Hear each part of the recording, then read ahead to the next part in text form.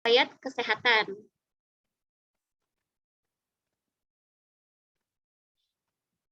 Apa itu screening riwayat kesehatan? Screening riwayat kesehatan itu pengisian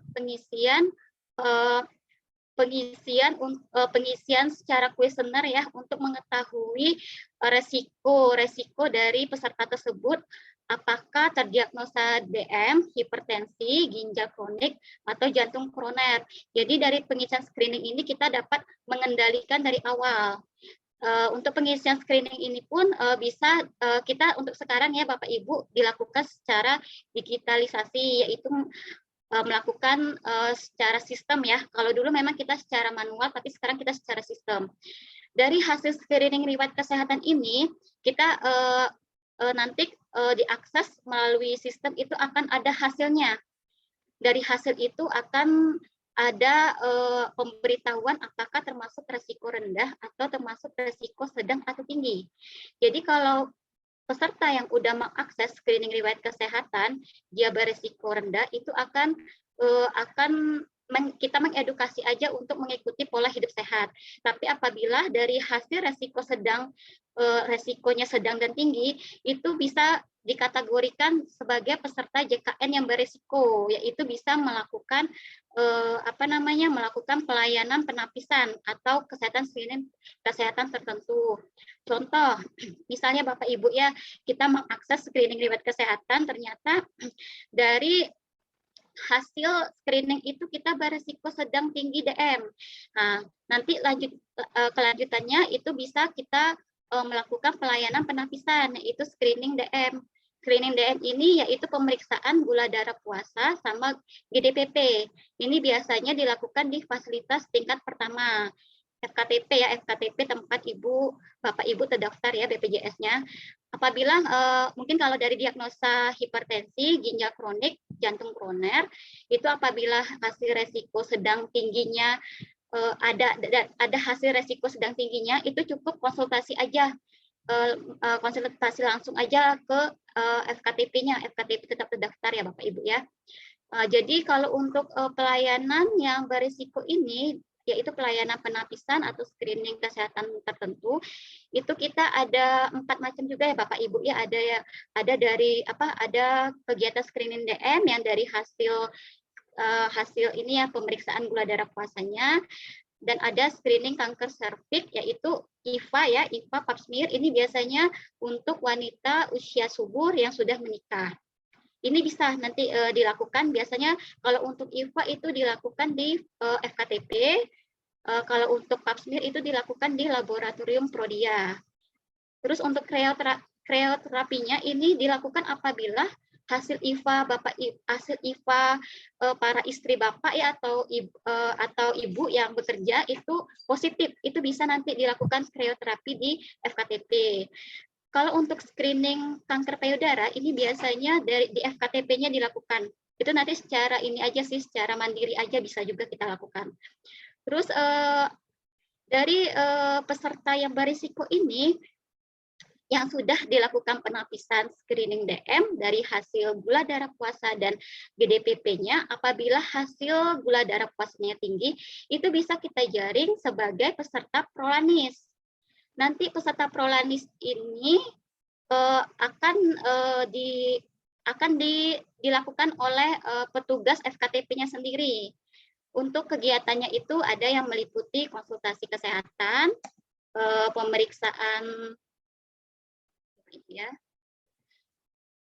pemeriksaan penunjang gula darah puasa, HbA1c, kimia darah, pelayanan obat, edukasi dan senam prolanis, dan pemantauan status kesehatannya. Kalau untuk kegiatan prolanis tersebut itu khusus untuk peserta yang diagnosanya diabetes mellitus dan hipertensi. Selain diagnosa itu nggak bisa kita ikutkan dalam kegiatan prolanis.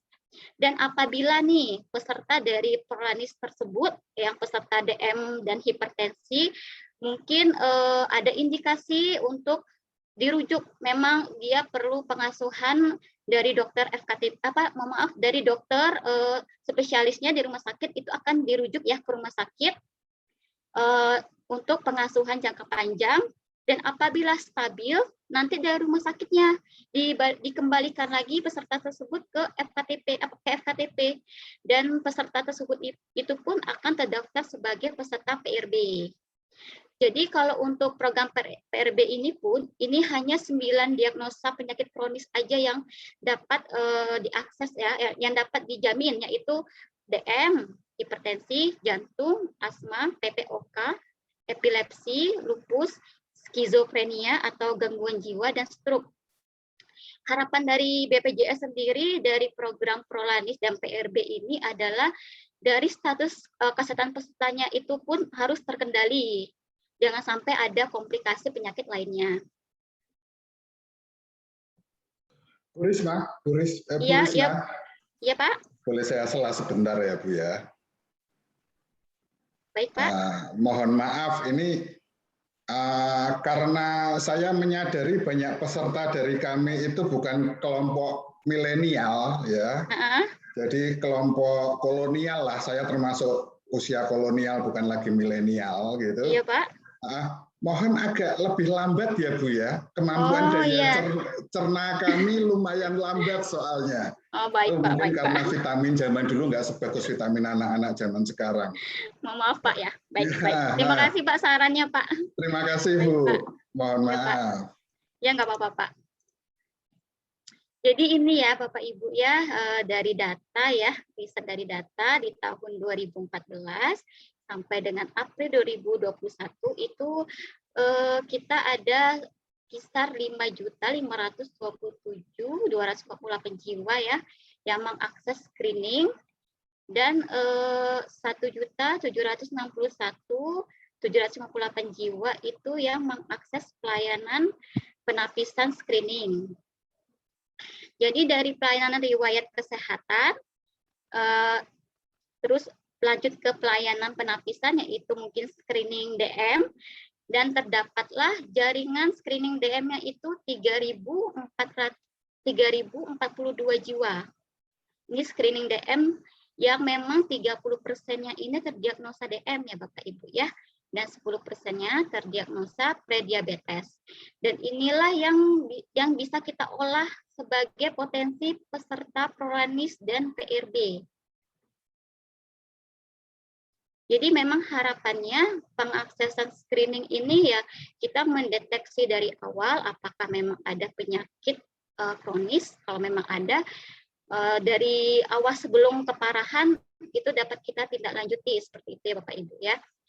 Dan kita tahu ya di tahun 2020 sampai 2021 ini ya kita memang lagi diterpa dengan masalah ini ya, era pandemi ya Bapak Ibu ya.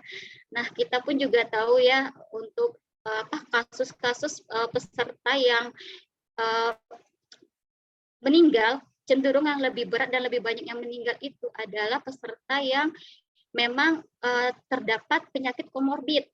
Komorbid itu seperti diabetes mellitus, hipertensi, dan penyakit kronis lainnya.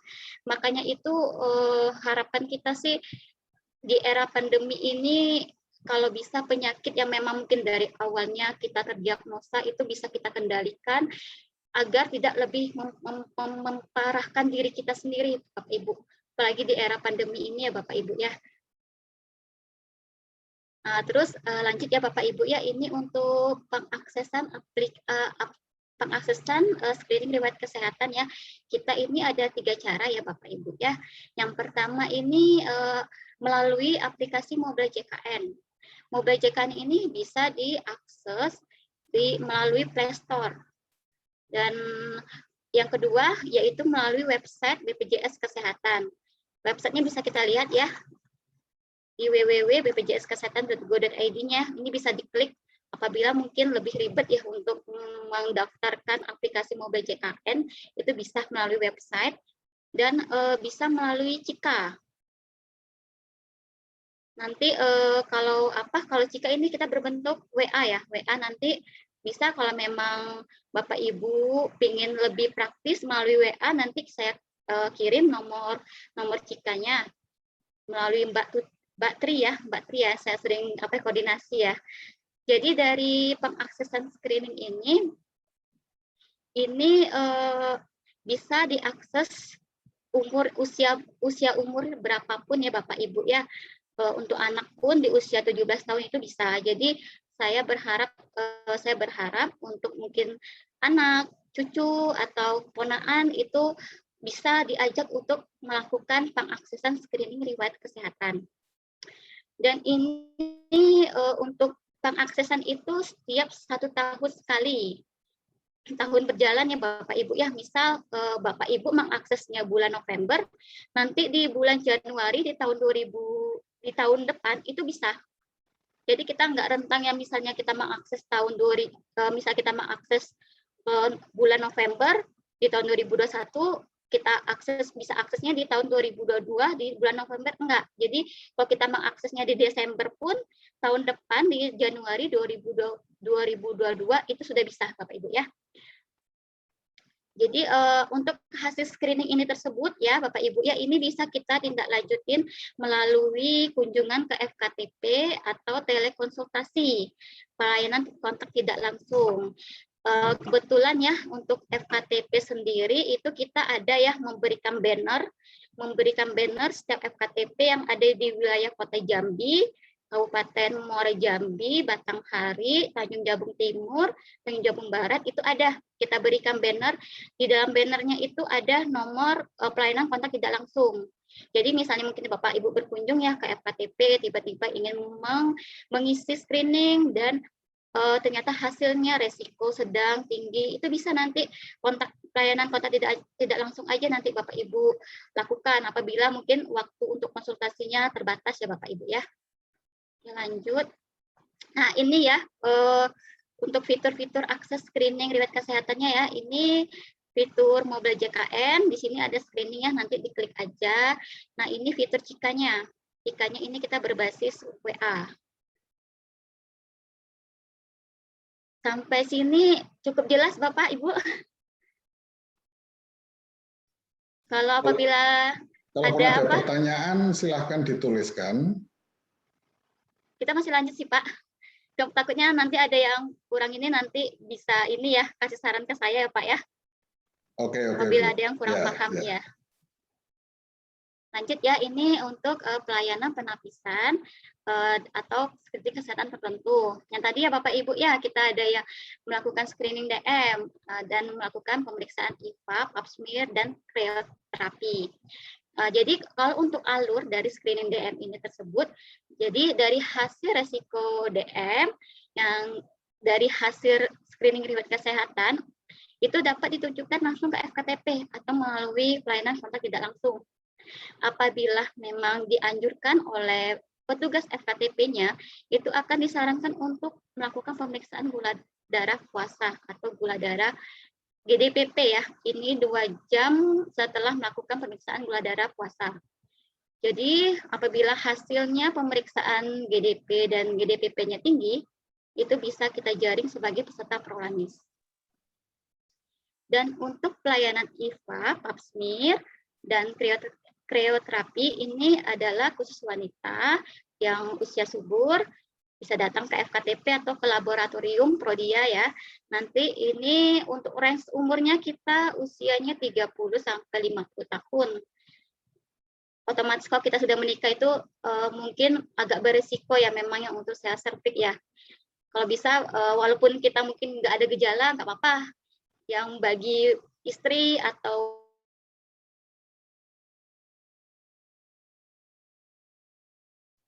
Bu Rina, stuck jaringannya. Bu Risna.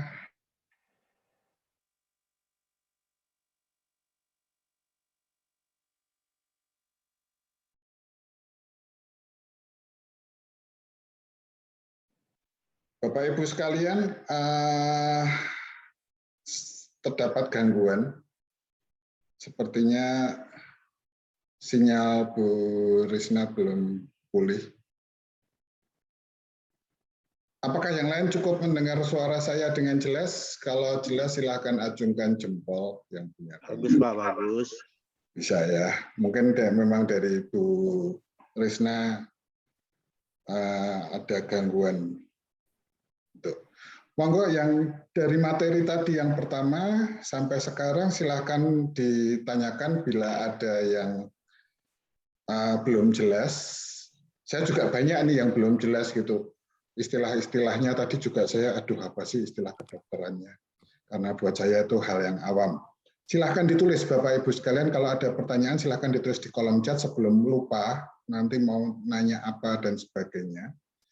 Karena sambil kita nunggu sinyal beliau bisa kembali normal.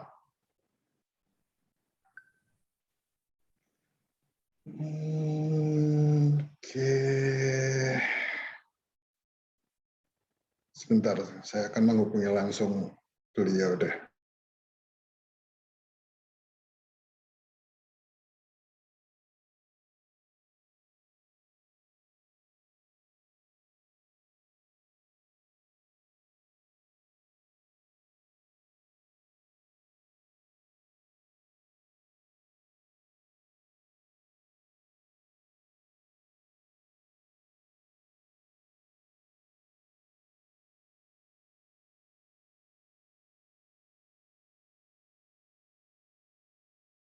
Oke, sedang mencoba untuk dihubungkan lagi, tapi sambil nunggu saya akan membagikan file presentasinya di sini. Siapa tahu Bapak Ibu akan bisa mempelajari lebih lanjut. Untuk mempelajari lebih lanjut, sebentar saya siarkan materinya.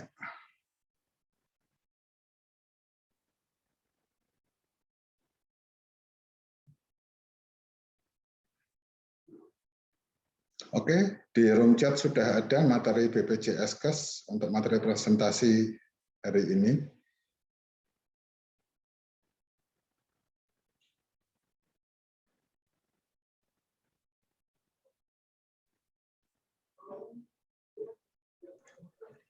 Maaf Pak, ada trouble jaringan Pak. Selamat datang lagi Bu. Iya Pak, mohon maaf Pak sebelumnya Pak, trouble jaringan kayak ini Pak. Nggak apa-apa Bu, kalau masuk dua kali, door prize-nya 2 kali kok Bu. Oke, mari kita lanjut ya Bu. Saya lanjut ya Pak ya, semoga nggak ada masalah lagi ya Pak ya. Ya, silahkan Bu Risna.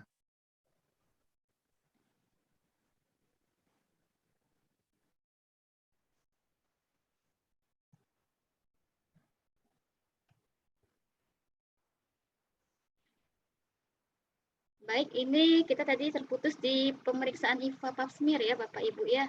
Di sini untuk yang memang peserta wanita yang usia subur ya, di usia 30 sampai 50 tahun, itu mungkin yang tidak ada gejala pasti akan berisiko seasertik. Jadi itu kita memang mengharapkan ya Bapak Ibu ya, yang mungkin istrinya atau yang karyawan wanita dapat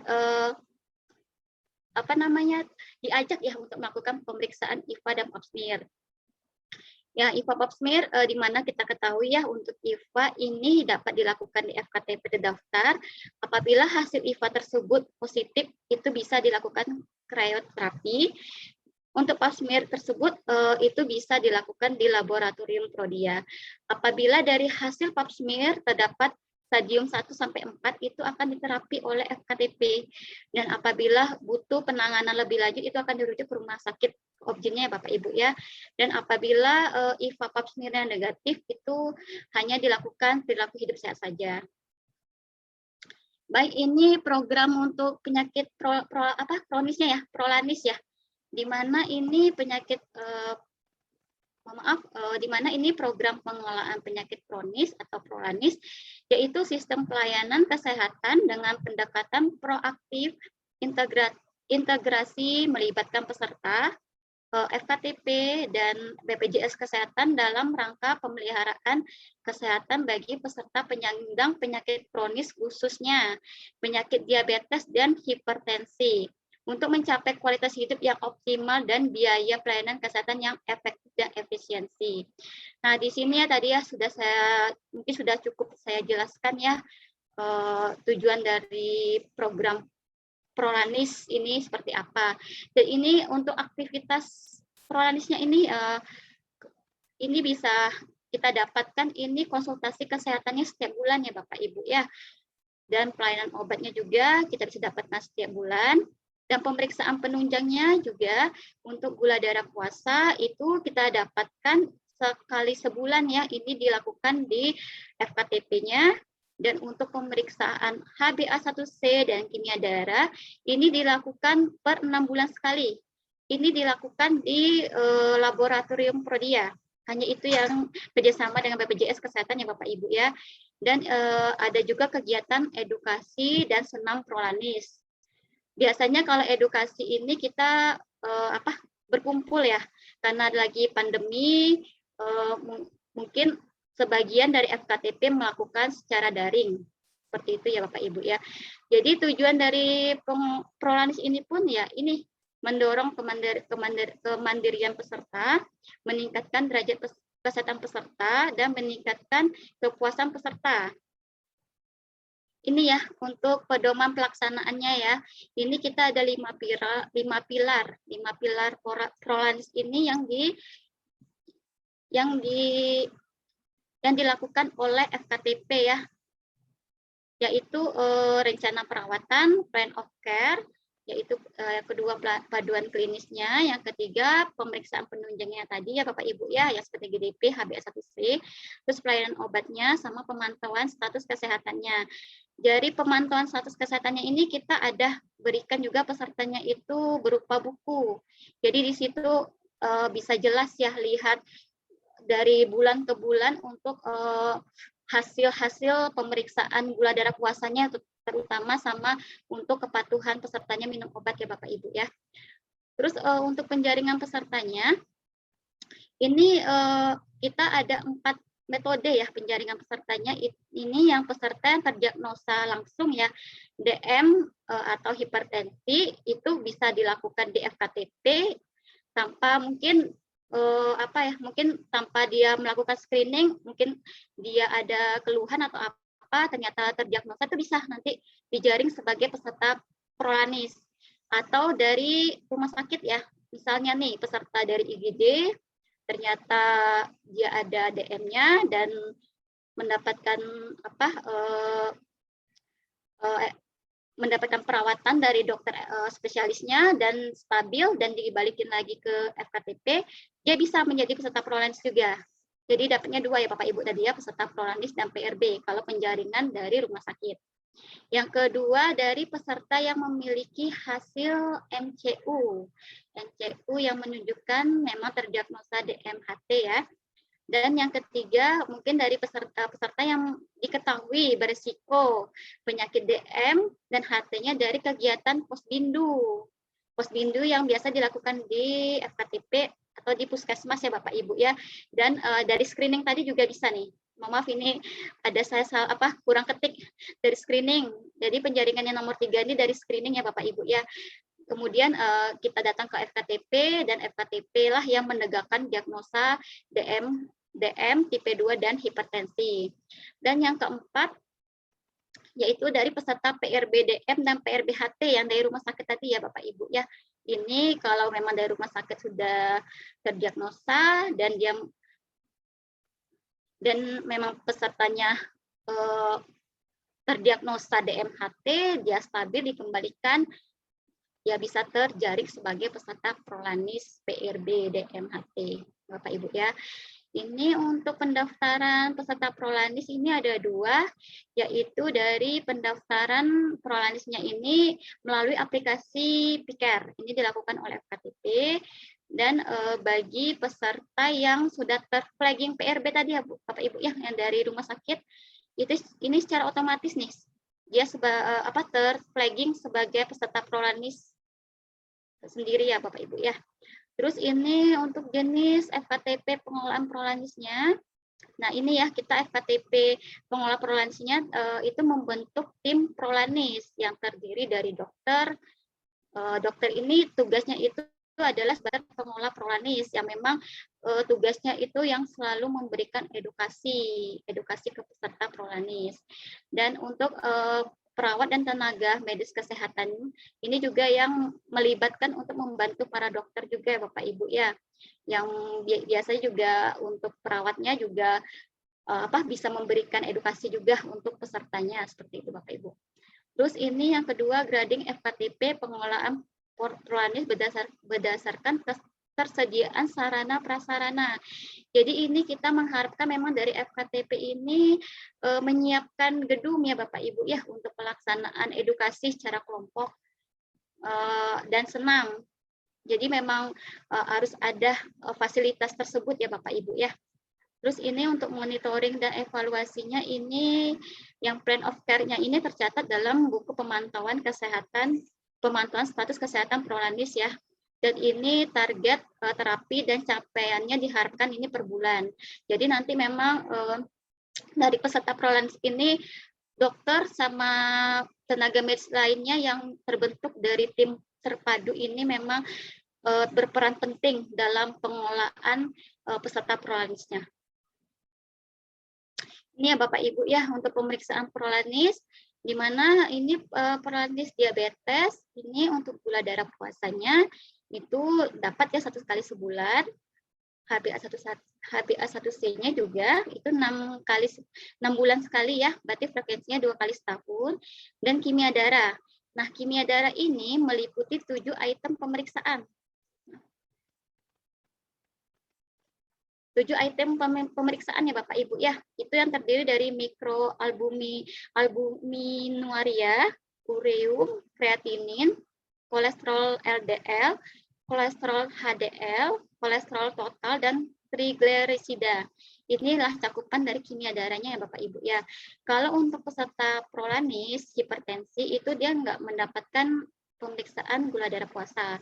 Dia hanya mendapatkan pemeriksaan tensi darah. Dan dia tidak mendapatkan HbA1c. Dia hanya mendapatkan kimia darah aja ya Bapak Ibu ya. Ini dilakukan per 6 bulan sekali, berarti frekuensinya 2 kali dalam setahun. Untuk HbA1c ini pokoknya dilakukan di laboratorium Prodia. Oke, ini kita lanjut ke ini ya Bapak Ibu ya, ke program rujuk balik. Di mana kita tahu ya program rujuk balik itu pelayanan kesehatan yang diberikan kepada penderita penyakit kronis dengan kondisi stabil dan masih memerlukan pengobatan atau pengasuhan keperawatan jangka panjang yang dilaksanakan di FKTP atas rekomendasi rujukan dari dokter spesialis atau subspesialis. Jadi yang tadi saya jelaskan dari awal yang memang pesertanya dapat istilahnya dapat pelayanan dan asuhan jangka panjang dan stabil dikembalikan ke FKTP, dan untuk obat-obatnya pun sudah diresepkan oleh dokter FKTP. Jadi itu yang dinamakan program rujuk balik ya Bapak Ibu ya. Dan ini untuk daftar obatnya pun kita nggak semua nama-nama obat yang bisa masuk ke dalam program rujuk balik. Memang ada daftar-daftar obat tersendiri, ini sesuai dengan sesuai dengan kesepakatan dari Kemenkesnya ya Bapak Ibu ya. Jadi jenis obatnya pun kita ada terdiri 2 ya Bapak Ibu ya. Obat PRB itu yang pertama obat utama yaitu obat kronis yang diresepkan oleh dokter spesialis atau subspesialis di FKTP di rumah sakit ya, dan tercantum pada Fornas yang termasuk lampiran obat PRB ya Bapak Ibu ya. Kalau obat tambahan itu obat yang diberikan bersama obat utama dan diresepkan oleh dokter spesialis atau subspesialis di rumah sakit untuk mengatasi penyakit peserta yang mengurangi efek samping akibat obat utama. Misal peserta yang memang dia terdiagnosa hipertensi dan diresepkan obat amlodipin atau obat bisoprolol ya contohnya.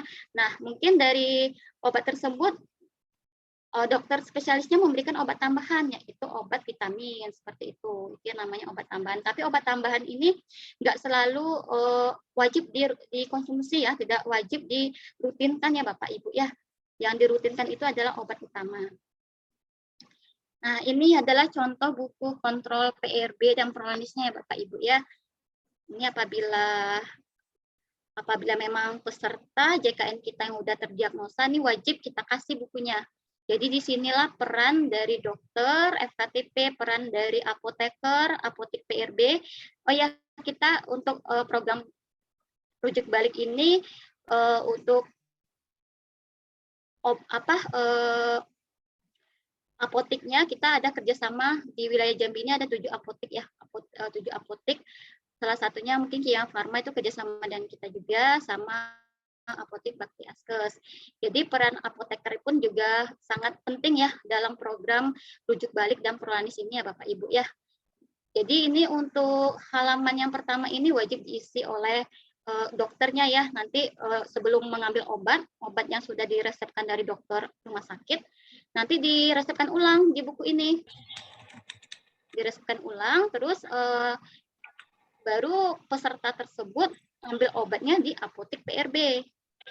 Nanti butuhlah tanda tangan para dokter FKTP, para apoteker sama asistennya sama para pesertanya. Dan untuk yang kolom kedua yang di bawahnya ini diisi oleh peserta PRB atau prolanis ya Bapak Ibu ya. Ini wajib diisi sama mereka karena kita mau melihat kepatuhan mereka minum obatnya sejauh mana seperti itu. Terus untuk hasil pemeriksaan gula darah, puasa, HbA1c, dan kimia darah pun juga wajib diisi di buku ini.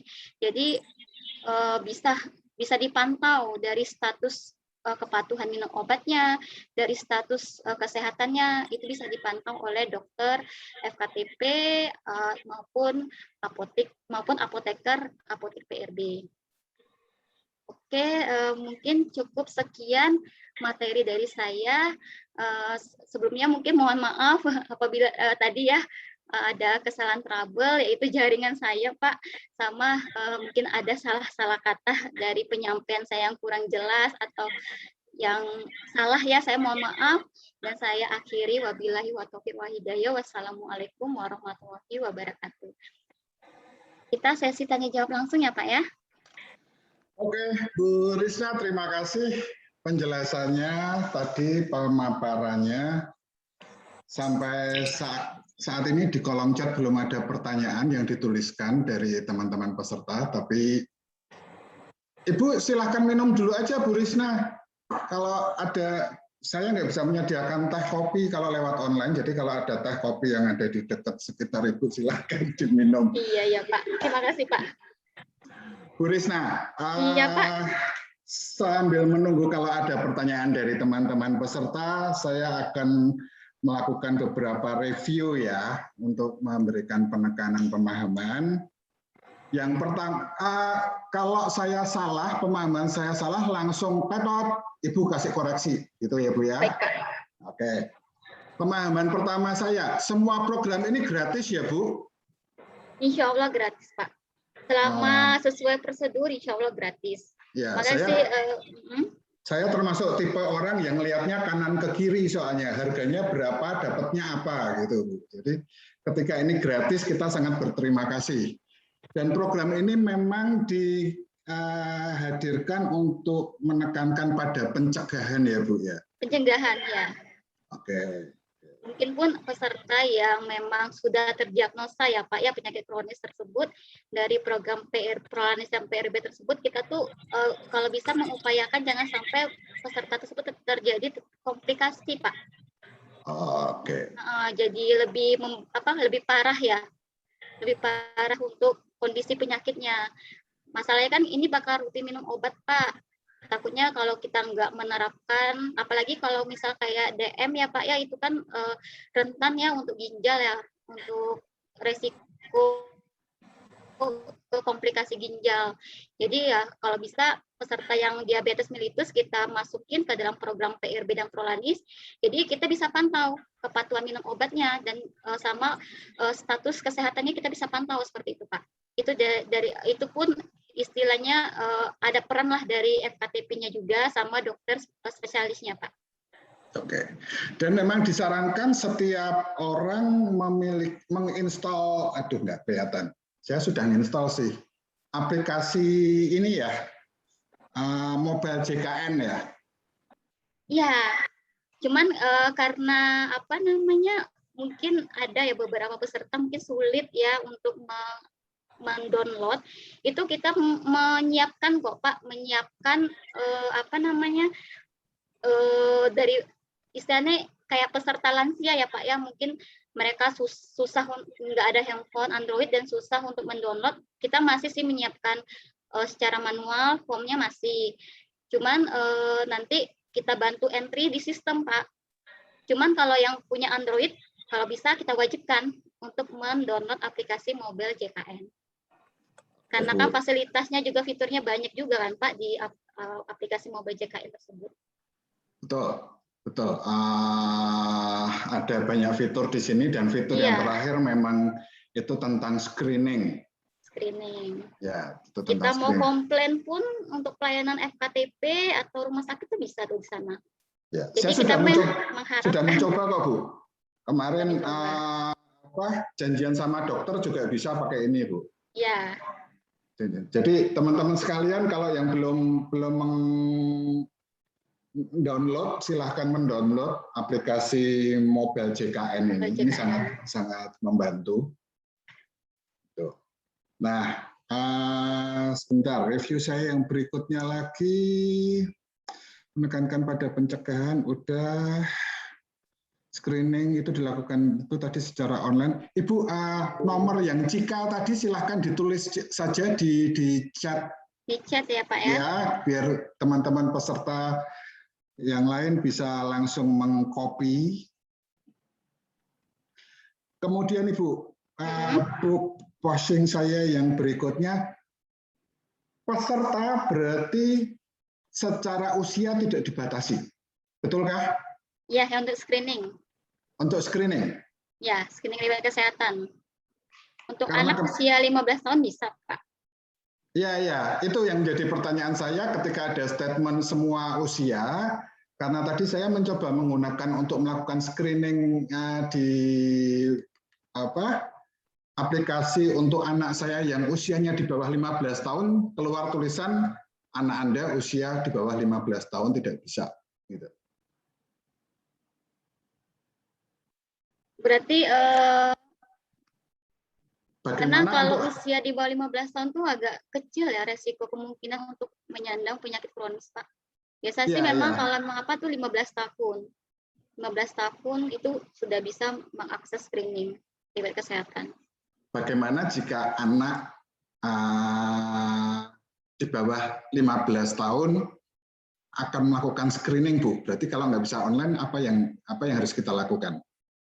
Oh, nanti saya coba ini aja Pak, karena kan selama ini memang belum pernah ya kita terjadi ya, maksud tuh peserta itu mau melakukan screening untuk anaknya di bawah 15 tahun itu belum pernah.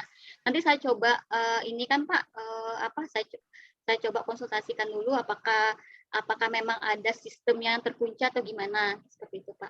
Karena setahu saya untuk ini udah terbuka seperti itu Pak. Oke Bu, kembali lagi ke materi. Sorry teman-teman, belum ada pertanyaan. Selama belum ada pertanyaan tertulis di kolom chat, saya ngomong terus soalnya. Nomor jika sudah, nah di halaman 9 tadi, presentasi Ibu ada tertulis peserta Prolanis itu bisa dari hasil MCU, medical check up. Ini medical check up-nya dilakukan sendiri di luar BPJS atau bagaimana Bu? Iya. Oh. Mungkin bisa dilakukan sendiri apabila mungkin ya Bapak ada program dari kantor melakukan medical check up dari kantor ya tanpa melakukan dari program BPJS lah Pak ya. Ternyata hasil dari medical check up-nya memang Bapak beresiko untuk DMHT itu bisa kok. Nanti dijaring dikonsultasikan ke FKTP-nya Pak. DMHT itu diabetes mellitus. Diabetes mellitus, Pak. DM itu, Pak. HT itu hipertensi, singkatan. Oke. HT itu hipertensi, ya. Saya awam untuk istilah-istilah seperti ini, Bu. DM itu Pak, diabetes. Kita singkatan ya. DM itu chat pribadi, Pak. Oke, berarti MCU mandiri ya, MCU sendiri kalau memang ya, MCU mandiri. Ada resiko, nggak apa-apa, nanti konsultasi aja ke FKTP terdaftar ya Pak ya. ke klinik, puskesmas, atau dokter praktek perorangan. Kan di kartunya itu ada itu tempat vaskes terdaftarnya. Oke. Terus pertanyaan dari saya lagi, belum ada yang nulis pertanyaan soalnya. Menarik tadi tentang beberapa hal sampai ada ke program senam segala, itu penyelenggaranya dari puskesmas, dari FKTP Pak. FKTP terdaftar, puskesmas, klinik, atau dokter praktek perorangan.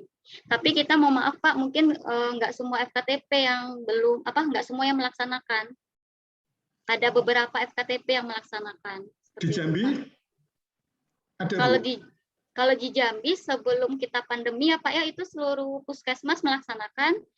Kalau klinik itu ada mungkin 70% lah melaksanakan. Untuk kalau dokter praktek perorangan ini karena jadwalnya malam ya Pak ya.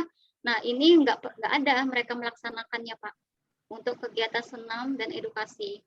Jadi memang berhentinya di kegiatan aktivitas itu seperti pemantauan obat sama pemeriksaan penunjangnya aja. Oke. Nah, Pak Tun boleh daftar jadi instrukturnya, Pak. Kenapa? Pak Tun boleh daftar jadi instrukturnya. Instruktur boleh. Ada honornya kok, Pak. Pertanyaan lagi berikutnya ini lebih pada beberapa istilah aja, Bu. Saya benar-benar awam untuk ini. Krioterapi apa ya tadi ya disebutkan krioterapi? Saya lagi tidak menghamba pada Mbah Google soalnya. Tadi ada istilah krioterapi itu apa ya, Bu? Itu terapi yang menggunakan ya Pak ya obat-obat khusus untuk membunuh sel kanker Pak. Sel kanker apabila memang hasilnya positif, hasil IVA-nya positif. Jadi istilah kayak terapi aja sih Pak. Tapi menggunakan obat-obat khusus seperti itu. Oke. Di catatan saya sudah habis. Bapak Ibu teman-teman sekalian, apakah ada pertanyaan terhadap penjelasan Bu Risna hari ini? Saya lihat ada Pak Yudi. Ya, Pak Yudi. Selamat datang, saya belum menyapa dari tadi. Kalau ada pertanyaan silakan. Boleh perkenalan Pak Yudi, ini tim saya Pak. Silakan Pak Yudi. Baik, terima kasih Pak. Perkenalkan saya Yudi. Saya bagian pengelolaan fasilitas kesehatan tingkat pertama untuk klinik, dokter praktik perorangan, puskesmas, dan dokter gigi. Jadi lebih tepatnya untuk di sayanya adalah bagian untuk misalkan untuk Bapak dan Ibu sekalian untuk mendapatkan pelayanan di tingkat pertama. Jadi apa kendala ataupun mungkin menanyakan terkait apa-apa saja pelayanan di tingkat pertama, itu bisa dikonfirmasi kepada saya juga. Seperti itu, Pak. Oke. Terima kasih Pak Yudi. Kita mau terima kasih Bapak sudah datang. Terima kasih perkenalannya. Tadi ada satu tulisan di kolom chat, sebentar saya bacakan dulu. Nomor WA Cika, tolong. Teman-teman, sorry saya minum, kesel.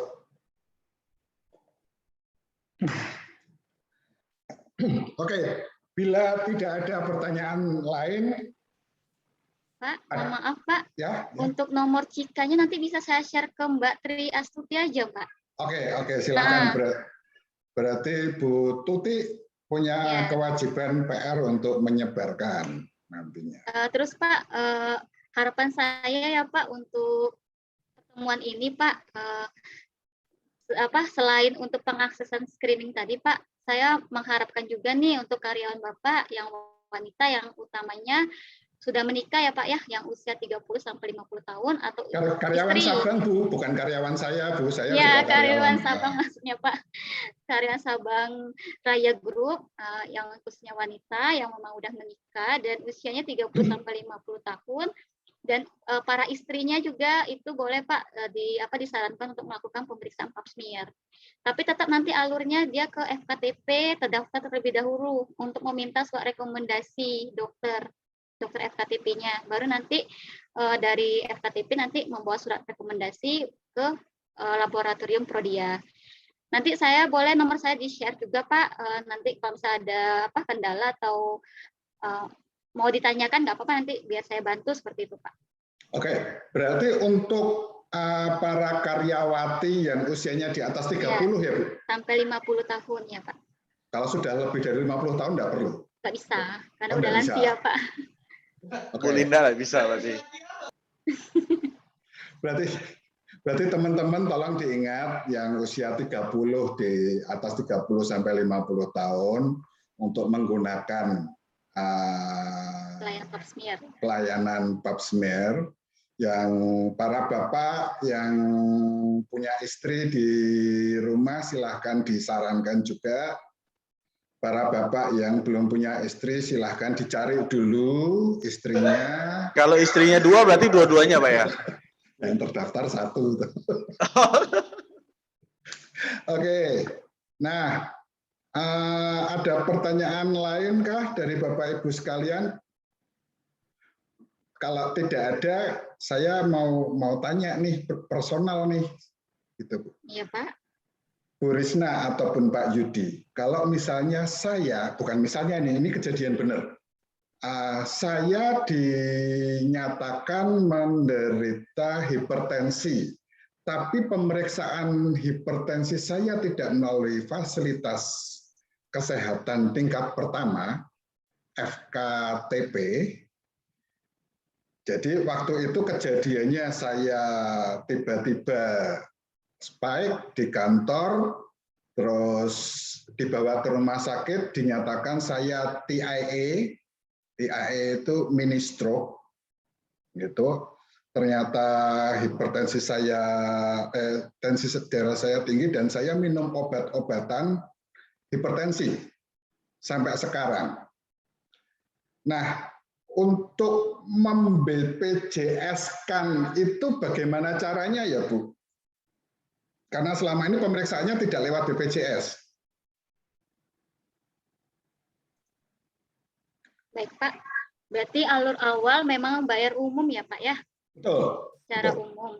Kalau memang mau mengikuti ya program tadi ya, karena Bapak kebetulan diagnosanya memang hipertensi, itu bisa dilakukan bisa kita jaring sebagai peserta Prolandis maupun PRB.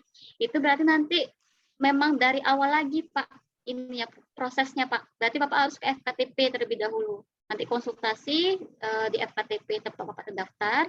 Apabila mungkin nih Bapak masih dalam tahap menurut mereka ya Pak ya, kompetensi FKTP, itu berarti Bapak nggak bisa dirujuk. Berarti memang Bapak istilahnya nanti diikutkan program Proladis bisa. Cuma nanti untuk pengasuhan perawatannya tetap di FKTP Pak. Tapi apabila mungkin Bapak ada indikasi yang memang tensi Bapak tinggi atau ada komplikasi lain tuh nanti bisa dirujuk ke rumah sakit seperti itu Pak. Berarti nanti dari jatuhnya ini nanti Bapak ke prosedur awalnya lagi Pak. Hal ini juga berlaku untuk mereka selain saya yang menderita diabetes mellitus, ginjal kronik dan jantung koroner ya Bu. Saya jawab ya Pak ya, saya bantu jawab. Izin Mbak Risna. Kalau dari perjalanan penyakitnya, kalau kita bilang dari perjalanan penyakitnya apakah itu emergensi atau tidak, tentu kan kita melihat gimana kondisi peserta di lapangan juga ya Pak ya, dari faktor usianya, kemudian kondisi ketika datang seperti apa. Nah, kalau misalkan tadi yang pertanyaan yang menarik itu adalah gimana kita menjadikannya mem-BPJS-kan peserta tersebut. Untuk menjadikan apapun itu penyakitnya, ketika peserta ingin menggunakan BPJS Kesehatan, walaupun peserta sudah di awal mereka sudah kontrol dengan dokter spesialis sebelumnya, dengan menggunakan umum ataupun menggunakan asuransi lainnya, atau ditanggung oleh perusahaannya sendiri, seperti itu, tetap mengikuti prosedurnya seperti yang disampaikan Mbak Risna tadi, kembali ke awal dulu, baik itu apakah mau terdaftarnya di dokter praktek perorangan, ataupun di klinik, ataupun di puskesmas, itu silakan datang dulu ke FKTP tingkat pertama terdaftarnya. Kemudian jangan lupa Bapak dan Ibu juga dibawa pemeriksaan riwayat pemeriksaan sebelumnya.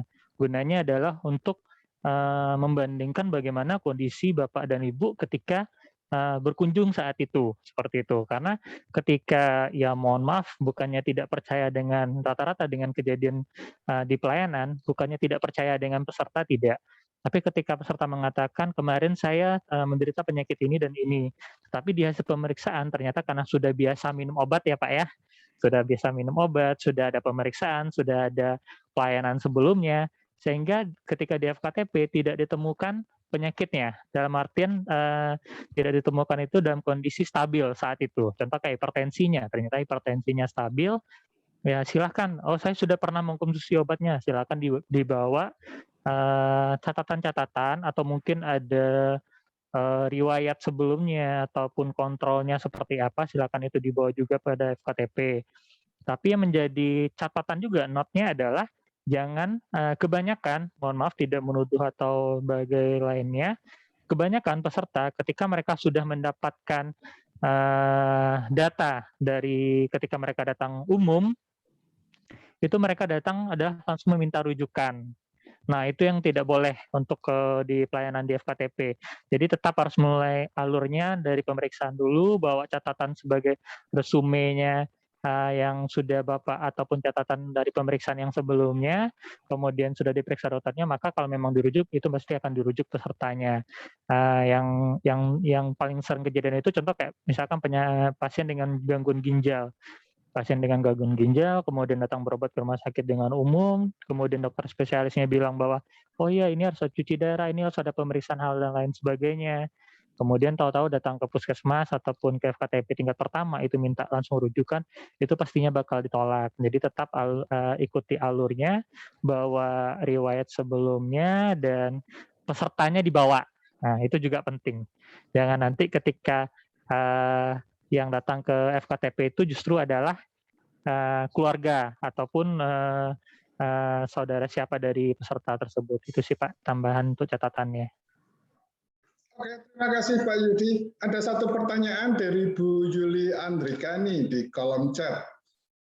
Mbak, kalau kita minta langsung surat rujukan ke FKTP-nya untuk pap smear, apakah bisa langsung dikasih? Bu Yuli masih online nggak? Masih online, Pak. Ya. Masih online, Pak. Oke. Ini ya Pak. Baiklah, ini bahasanya bukan rujukan Pak ya, tapi surat rekomendasi dari FKTP. Itu insya Allah dikasih sama pihak FKTP-nya Pak. Jadi tinggal datang ke FKTP terdaftar aja. Bilang saya mau melakukan pemeriksaan pap smear. Mau melakukan pemeriksaan pap smear. Nanti akan diberikan surat rekomendasi dari dokter FKTP-nya Pak. Untuk ke laboratorium Prodia. Itu 1 tahun berapa kali ya Bu? Kalau 1 tahun, kalau memang hasilnya negatif, itu 1 tahun sekali Pak. 1 tahun sekali ya, pap smear ya? Pap smear. Cuman dia kalau dalam 3 tahun ternyata hasilnya negatif terus, berarti untuk ke 4 tahun ke urutan 4 tahunnya itu nggak bisa dijamin lagi. Oke. Kalau memang negatif 3 tahun berturut-turut. Kalau tidak berturut-turut? Gimana Pak? Kalau tidak berturut-turut tahun ini minta rujukan pap smear tahun 2004, nanti minta rujukan lagi gitu? Nggak apa-apa sih Pak, kan nggak terbaca juga di sistem ya Pak ya. Kita untuk program pap smear ini kan Pak, setiap tahun kan berbeda-beda kebijakannya Pak. Nah, ini berbeda-beda kebijakannya, dan untuk tahun depan kan kita belum tahu juga ya Pak ya, ini masih dilanjutkan apa tidak. Untuk di tahun ini kita masa pelayanan untuk pap smear ini sampai dengan bulan November ya Pak ya. Jadi kalau memang ada istilahnya karyawan dari Sabang Raya atau para istri karyawan Sabang Raya yang ingin melakukan pemeriksaan pap smear, itu silahkan kalau bisa diupayakan di bulan ini atau Oktober, karena kita udah untuk November kita sudah nggak bisa kita jamin lagi seperti itu. Oke. Terima kasih. Ada pertanyaan sebelumnya Bu Yuli Andrika sudah jelas ya Bu, pertanyaannya terjawab ya Bu? Iya Pak. Oke. Teman-teman yang lain ada yang mau mengajukan pertanyaan, mumpung kita masih terhubung? Pak Ton minta hasil-hasil meeting ini step-step untuk ke minta surat itu, rujukan, rekomendasi segala macam minta di sama Mbak Tuti, Mbak, bisa dikirimin untuk kita supaya kita bisa nyebarin ke bawah. Materi presentasi ya. Iya, aku tik di chat. Kan dia kan lagi ngomong tadi bahas punya Pak Tony. Ini saya mute dulu deh. Ada yang belum ke-mute. Pak Hendri, yang dimaksudkan materi yang presentasikan oleh Bu Risna tadi? Iya, step-stepnya apa aja, syarat-syaratnya kan harus ada syarat. Ngomong tiba-tiba datang, Pak, saya minta surat rekomendasi, nggak ada apa dulu syarat apa aja gitu. Bu Risna, silahkan. Ini khusus yang mana nih Pak? Yang pap smear tadi Pak ya? Atau yang apa boleh, nih? Boleh. Pap smear atau darah tinggi atau DM atau apa gitu. Pasti ada syaratnya apa gitu loh. Kalau darah tinggi tadi kan, kalau kayak hipertensi sama DM itu kan dari hasil resiko rendah, hasil resiko sedang tinggi ya Pak ya, dari hasil screening tadi itu dibawa, itu bisa Pak. Jadi syaratnya seperti itu Pak, dibawa ke FKTP. Cuman kalau untuk pap smear, kalau pap smear itu cukup minta informasi aja dari FKTP-nya Pak. Itu akan dikasih kok sama mereka. Syarat yang dibawa perlu kartu BPJS kah, KTP, tanda pengenal atau apa itu loh. Oh gitu. Ya, kalau itu kan wajib ya Pak ya, kartu BPJS wajib. Itu harus dibawa seperti itu. Sama hasil resiko sedang dari hasil screening tersebut ya Pak ya. Oke, makasih Bu. Ya, sama-sama Pak. Oke. Bu Lindawati ada pertanyaan? Masih di mute, kalau ada silahkan dibuka, kalau nggak ada silahkan melambaikan tangan ke kamera, Bu. Nanti akan ada teman yang membantu. Oke, tidak ada pertanyaan lain. Bu Risna, saya mewakili teman-teman mengucapkan terima kasih untuk sesi hari ini. Semoga Ibu tidak kapok. Enggak, Pak. Terima kasih Pak, kita dikasih kesempatan untuk dapat mensosialisasikan ya Pak ya program kita. Karena ini pertama ya di bidang PMP. Ya, kalau ada yang perlu disosialisasikan lain, ini juga kemarin saya yang memaksa Bu Tutik untuk menghubungi Ibu karena tiba-tiba saya mendengar di radio tentang program Prolanis. Ya, dan saya tanya beberapa karyawan di kantor kami sudah pernah dengar belum tentang Prolanis dan sebagainya. Oh, belum. Loh, wong di radio ada, gitu kan. Terus ya akhirnya kita menghubungi Ibu untuk melakukan sosialisasi ini. Terima kasih banyak. Terima kasih Pak. Sama-sama Pak. Ya, Pak Yudi, terima kasih juga. Siap, sama-sama Pak. Semoga sehat selalu untuk semuanya. Terima kasih sudah bergabung. Bila mana ada pertanyaan, susulan, dan sebagainya, silahkan menghubungi Bu Tri Astuti, karena beliau yang akan menghubungkan untuk ke Bu Risna maupun Pak Yudi. Oke, terima kasih. Boleh nggak kita buka sebentar kameranya untuk berfoto bersama? Open cam. Para peserta, masih ada yang belum open cam soalnya.